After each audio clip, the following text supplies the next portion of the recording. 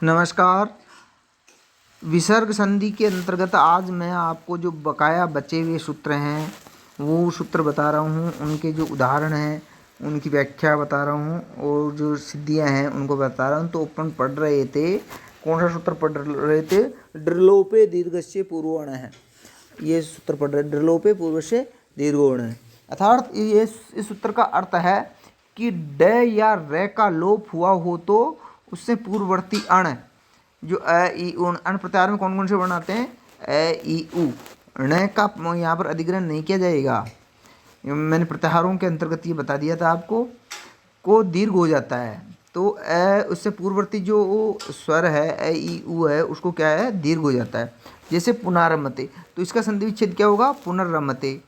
तो यहाँ पर क्या है, जो रोरी सूत्र है, रोरी सूत्र का अर्थ यही था कि जो पदांत र है और उसके बाद में यदि र आ जाता है तो यहाँ पर पुनर और आगे आ गया रमते, तो रोरी सूत्र से पुनर के र का लोप हो गया और लोप होने के बाद से ड्रलोपे पूर्व से दीर्घो अण है। इस सूत्र से क्या हो गया? न के जो न में अ है उसको क्या हो गया? आ हो गया, दीर्घ हो गया, कहने का मतलब।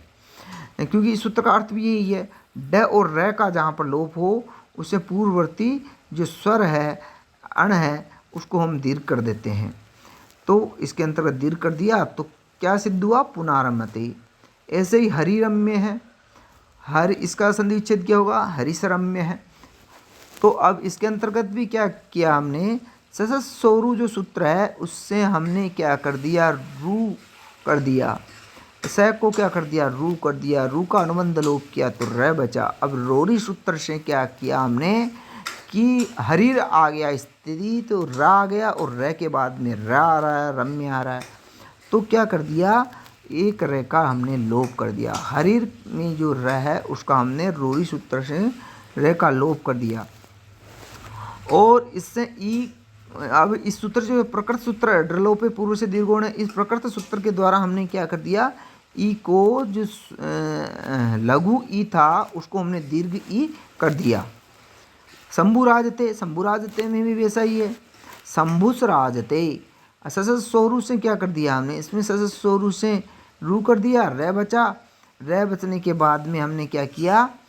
शंभुर राजते, ये स्थिति हमारे सामने आ गई तो रे का हमने रोरी सूत्र से क्या कर दिया? लोप कर दिया। क्या कर दिया? लोप कर दिया। और ऊ को इस सूत्र से हमने दीर्घ ऊ कर दिया। क्या कर दिया?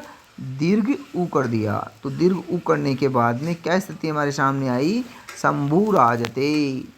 अब है आगे जो सूत्र है वो सूत्र है विप्रतिषेधे परम कार्यम। समान बल वाले दो सूत्रों के कार्य में विरोध होने पर, यदि समान बल वाले दो सूत्र हैं तो दो सूत्रों के कार्यों में विरोध होने पर अष्टाध्यायी के क्रम से बाद वाले सूत्र का कार्य होना चाहिए।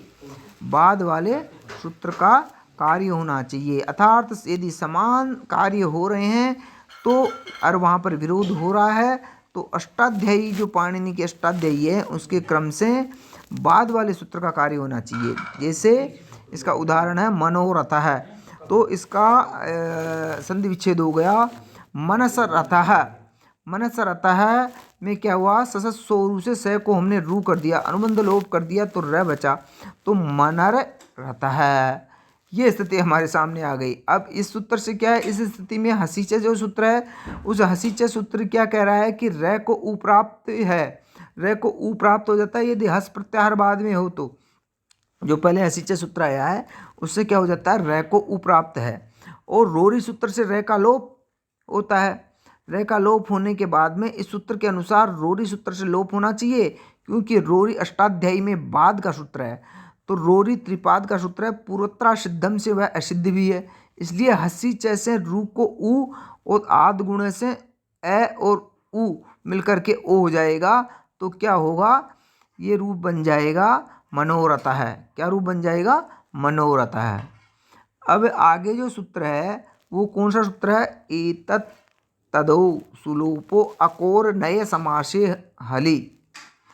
इस सूत्र का अर्थ क्या है कि ऐसा है, एतद मतलब और तद, ये इसी के रूप हैं ऐसा और स के विसर्ग या स का लोप हो जाता है, विसर्ग और स का लोप हो जाता है, बाद में कोई हल व्यंजन हो तो, हल का मतलब हल प्रत्याहार में जो वर्ण आते हैं। नए समास में और इन शब्दों में क होने पर लोप नहीं होगा। एस विष्णु, ऐसा है विष्णु, इससे विसर्ग का लोप हो जाएगा, विसर्ग का लोप हो जाता है तो क्या बन जाएगा, एस विष्णु। ऐसे ही सशंभु, सशंभु में क्या होगा, इससे विसर्ग का लोप हो जाएगा तो सशंभु बन जाएगा।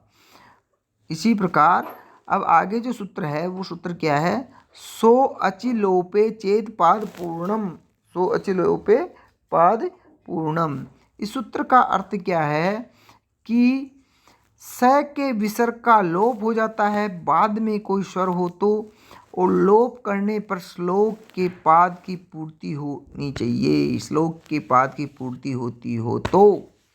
जैसे इसका से मामह पीढ़ी प्रभृति से, इसी से ये है वह आप हमें उत्तम वस्तु धारण कराएं जो आप हमें दे सकते हैं।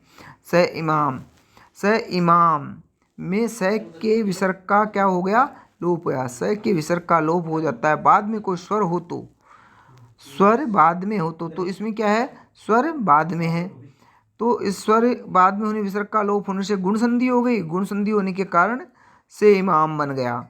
ये वैदिक जगती जो छंद है का एक पाद है, प्रत्येक चरण में इसमें क्या है 12 अक्षर होते हैं। जो वैदिक छंद है जगती है इसमें क्या है 12 अक्षर होते हैं। ये छंदो जब पढ़ाएंगे जब आपको बताएंगे। विसर्ग का लोप होने से गुण हो करके 12 वर्ण ये हो जाते हैं। जैसे इसमें उदाहरण दूसरा दिया गया है, शेष दासरथी, शेष दासरथी राम है, यह वह दशरथ पुत्र राम है तो स और एष है, विसर्ग का लोप हो गया। यहाँ पे विसर्ग का लोप क्यों हो गया, क्यों स के विसर्ग का लोप हो जाता है, बाद में कोई स्वर हो तो। ये कौन सा सूत्र कह रहा है, ये बात कह रहा है, ये सूत्र कह रहा है सो अचि लोपे चेत पाद पूर्णम, यदि पाद पूर्ति के लिए किया गया हो और लोप करने पर श्लोक के पाद की पूर्ति हो तो वहाँ पर ये हो जाता है, स्वर का लोप हो जाता है। तो विसर्ग का लोप होने से क्या हो जाएगा, ए और ए मिलकर के ए वृद्धि हो जाएगी। कौन से सूत्र से उधर वृद्धि रेची, जो मैंने संधि प्रकरण के अंतर्गत आपको बताया है। तो यहाँ पर ये पाद पूर्ति हो गई तो ए बन गया से। यह अनुष्टुप छंद का एक पाद है, इसके एक पाद में 8 अक्षर होते हैं। कितने अक्षर होते हैं, 8 अक्षर होते हैं। इस प्रकार ये विसर्ग संधि, आपको संधि प्रकरण है वो मैंने आपको कंप्लीट करवा दिया है। संधि प्रकरण के अंतर्गत अच संधि मैंने आपको कंप्लीट करा दिया है, और हल संधि जो व्यंजन संधि है उसको पूरा करवा दिया है, और ये विसर्ग संधि आज समाप्त हो गई है।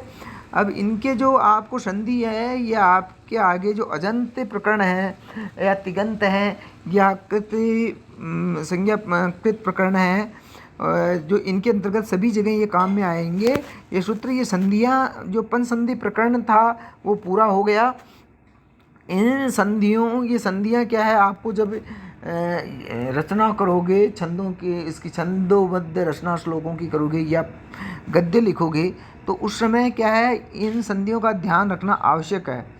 तो इन सूत्रों का अर्थ अच्छी तरह से याद होना चाहिए, और जो इनके उदाहरण हैं उनको आप क्या है सूत्रों के अनुसार उनको स्पष्ट कीजिएगा कि कहाँ पर कौन सा सूत्र लग रहा है, यदि यहाँ वृद्धि हो रही है या गुण हो रहा है या अयादि संधि है या एंग पदांतादति पूर्व रूप या पर रूप हो रहा है या व्यंजन संधि कहीं पर हो रही है तो उसका भी ध्यान रखिएगा, और विसर्ग संधि है तो उसका भी ध्यान रखना है हमको।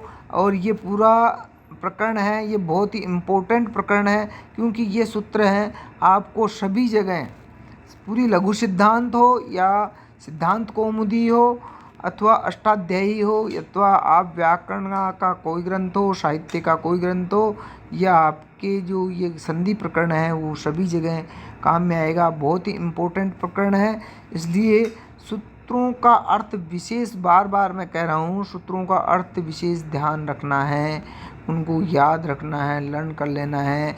और इसके अंतर्गत जो आपके कोर्स के अंतर्गत है उसके अंतर्गत भी इनमें से लक्षण और जो इस सूत्र हैं उनकी व्याख्या और उदाहरण पूछे जाएंगे। एक प्रश्न होगा सूत्रों की व्याख्या का और दूसरा प्रश्न होगा उदाहरण कि इस उदाहरण के अंतर्गत कौन कौन से सूत्र लगेंगे। तो मैंने ये आपको बता दिया, संधि प्रकरण कंप्लीट हो गया। थैंक यू, धन्यवाद।